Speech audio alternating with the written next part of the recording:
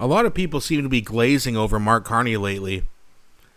They've just, for some reason, believe this new pipeline is for sure thing because him and Danielle Smith agreed on something. They don't yet understand that all of Mark Carney's promises are all lies. Why would you trust a liberal on anything they say? If it actually gets done, I'll applaud it.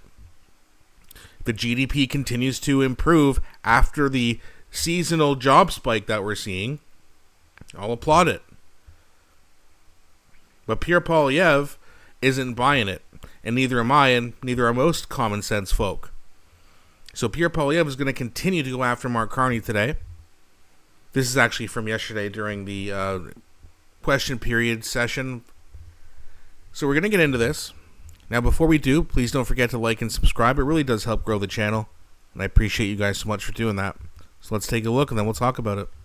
Prime Minister famously promised during the election that he would negotiate a win, and I quote, with the U.S. President, get a deal by July 21st. Here we are in December, months after his self-imposed deadline, still no win, still no deal, still no elbows, still no jobs. Since he became Prime Minister promising an end to U.S. tariffs, they've actually doubled on autos, aluminum, steel, and they've tripled on Canadian lumber, a subject about which the member for Cariboo Prince George will be speaking as I split the time with him.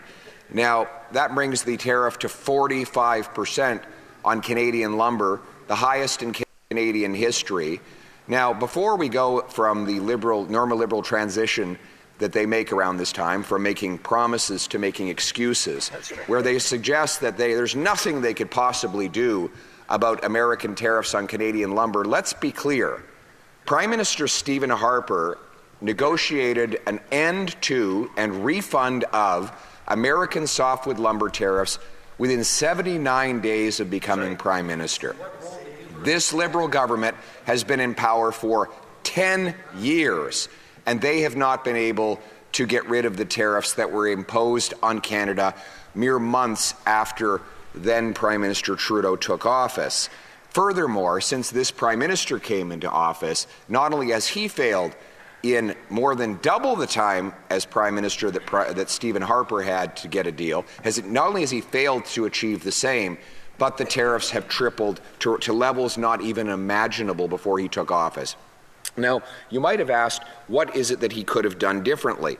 This Prime Minister not only failed to make softwood lumber a negotiating priority in his dealings with President Trump, he unilaterally backed down. He reversed Canada's dispute of multiple legal disputes against the illegal and indefensible tariffs. And let me read a headline right out of Bloomberg. Canada ends fight against some U.S. softwood lumber duties. Ottawa has revoked 2 separate claims disputing U.S. anti-dumping duties. He claimed, this Prime Minister claimed, this was a, quote, strategic choice, that he was making some kind of brilliant chess move, backing away and giving a major concession to the U.S. administration without getting anything in return. And let's be clear, there is not a single tariff that the American tariff that this Prime Minister got reduced in exchange for this concession. It was a unilateral climb down, and since that time, the U.S. President has not only increased tariffs, but broadened them to new products not previously covered, like cabinetry and trucks. But yet Mark Carney keeps saying that we have the best deal out of any other country. Even if he's right, why didn't you campaign on that? Why was it elbows up? Why was it we need to get a deal done and I'm the guy to do it? When clearly you're not, and you're not even trying to get a deal done. It's weird how he just kind of flip-flopped on his entire campaign, isn't it? The Prime Minister who claimed that these tariffs were an existential threat to Canada, requiring his immediate election back in the spring, now says, who cares? Yeah. Who cares? When he's asked about how the talks are going with the U.S. We've gone from elbows up to who cares.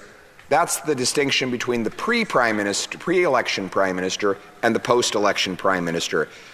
I'll tell you who cares.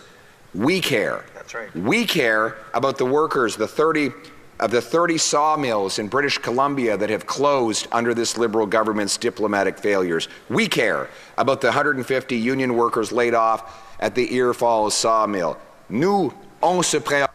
We care about the workers in Chibougamau.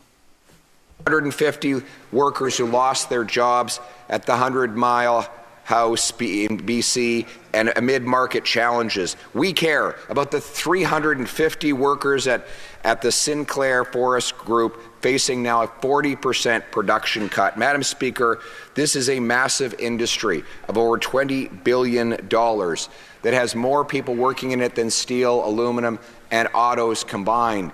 We need these jobs. Conservatives will put negotiating the end to the softwood lumber tariffs at the front of our objectives. We will take all taxes off home building so that we can use more Canadian lumber to build more affordable homes. Housing, after all, is a tariff-proof industry because after you build those homes in Canada, they do not face U.S. tariffs. We will speed up permitting, free up land, and build more homes, all of which will revitalize and rebuild our logging and our mill towns so that they can have great jobs providing the best lumber anywhere in the world. Thank you, Madam Speaker. Well said. And Pierre's policies, they work so good, Mark Carney himself has even applied some of them. He's done it in a shady way, getting rid of the carbon tax while not actually getting rid of it, just temporarily reducing the rates. But now that this new pipeline deal is coming, apparently, if you believe the Liberals, well, it also comes with a 600% increase of the carbon tax. So, I've said it before, I'll say it again. I'll say it now, and I'll probably say it again many times. Carney's not here to make things better for us. He's going to blame David Eby, who has said already he doesn't want the pipeline going through BC. And he's the premier, and Mark Carney says that the premier can decide, even though that's not true. Mark Carney is absolutely allowed to override David Eby on this, but he's going to pretend that he can't so he can blame David Eby. Just like he blames Donald Trump for all the problems that we have in this country, except for when he sees him in person. Then it's all handshakes and smiles, giggling like a little girl. That's what a Mark Carney prime minister really looks like. Pre-election, though, this is not what he ran on. If I could show Liberals video footage of how he would behave with Trump before the election, they might not be too happy with Mark Carney. But now that he won, which is all it was about for them, was just keeping Pierre Poilievre out for no reason, because they think all their conspiracies are true. You know, it used to be us who were conspiracy theorists. Well, now it's them. I mean, they'll believe Donald Trump and Pierre Poilievre have a lot more in common than Mark Carney and Donald Trump, which just isn't true. Pierre Poilievre's not a rich old man. People even say, well, he's a man, but he's not rich and old. People also say that, well, you know, Pierre Poilievre's a career politician. We need a change. Yeah, that's what Americans said when they voted for Donald Trump, who's also not a career politician, who also dodges taxes. Right, Mark? How much money you got in Bermuda? Liberals don't see it yet. But when Mark Carney does not fight for us and he fights for himself in Brookfield, and nothing improves over the long term, maybe, just maybe, we will see Canadians finally wake up.